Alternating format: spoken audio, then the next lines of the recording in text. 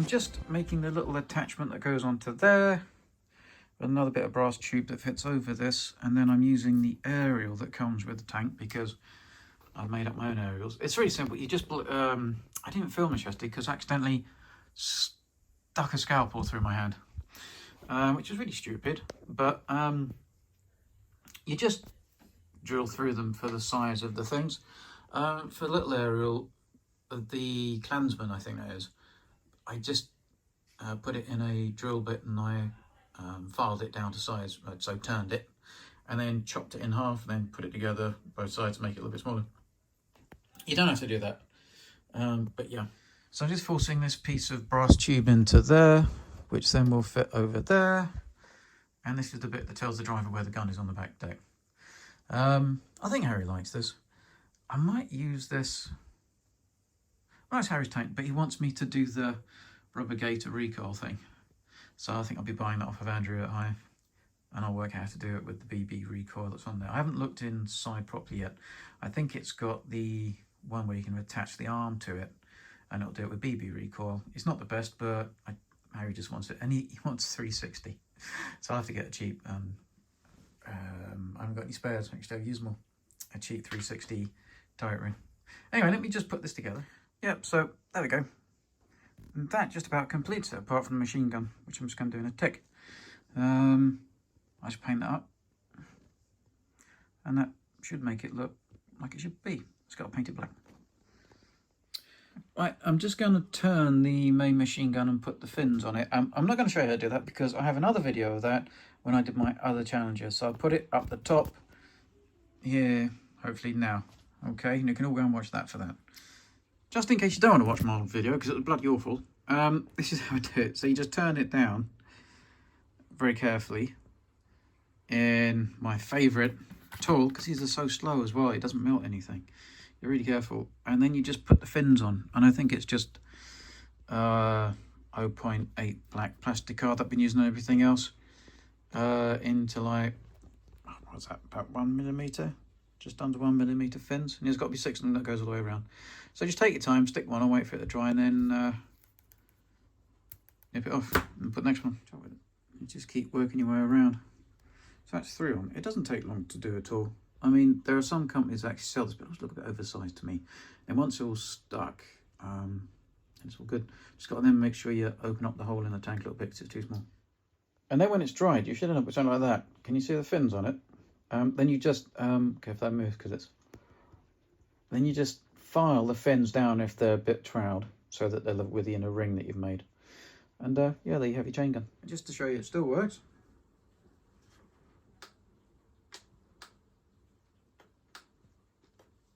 There we go. So there we go. I just opened up the mantlet hole with a 3mm drill, but yours might be a different size.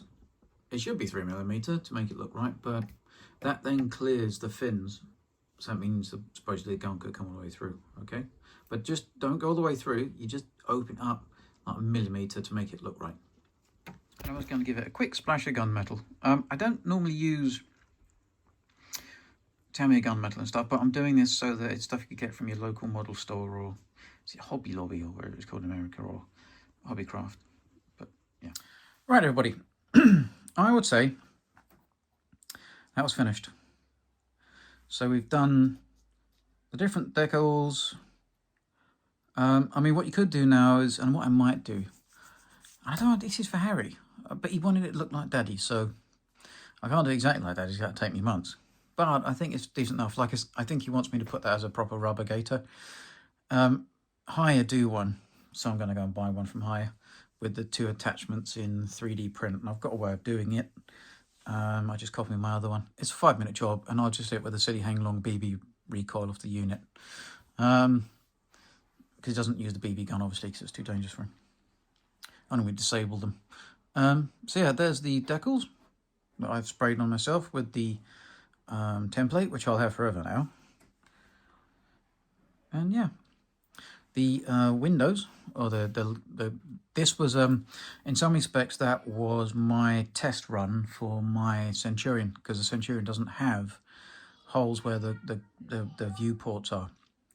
So I'm going to stick plastic sheet, very thin plastic sheet, put behind its coloration to look like glass, so it gives it depth, and then I'm going to mask it off and use it as the frames. So if I just show you what I mean, if I zoom in, do you see? So the glass is framed by the paint. Yeah, and I think that works quite well.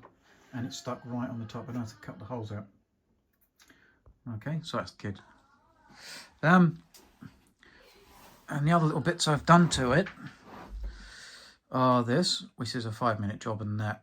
You don't have to do this. It's just me being pedantic, because it's such a part of a Challenger 2.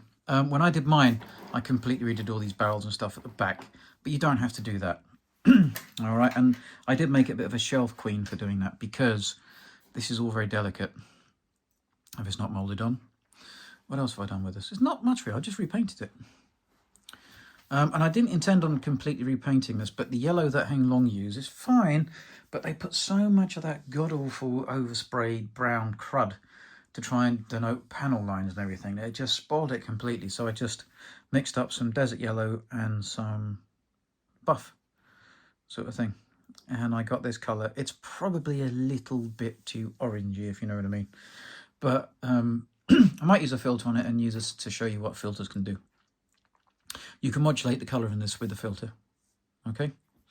But yes, that's everything. So the biggest thing is really just doing the decals.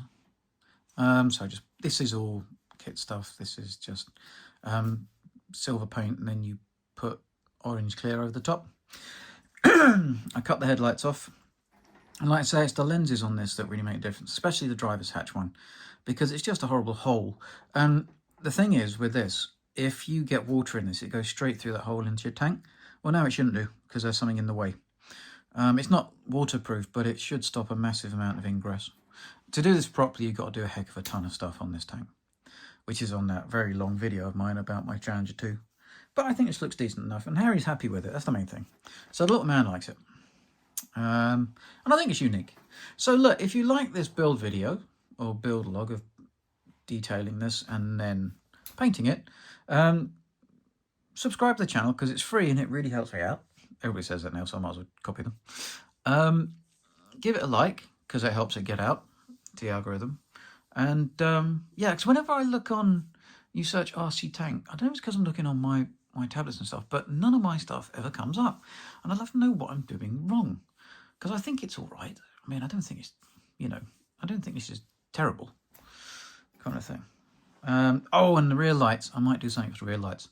I have made a jig out of milliput so I can solder brass together to make these brass cages. I need that from my Challengers, but I've not used it much. Because they're 3D print by a guy called, oh, I can't remember his name now. It was on Shapeways, and Shapeways went bust, it all disappeared. And no one makes these anymore in 3D print, which is a real shame. So I want to see if I can convert these and show you all how to do it. Because this is also such a letdown, because it's just, it looks silly. So yeah, I don't think it's bad. Look, have a nice week. Happy New Year to you all, and I hope 2026 is a good one for you.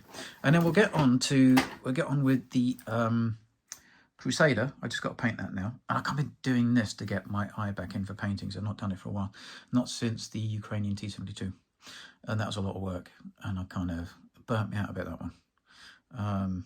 Yeah, so look, have a nice time, and I will see you the other side in 2026, and we'll see what we do for next year.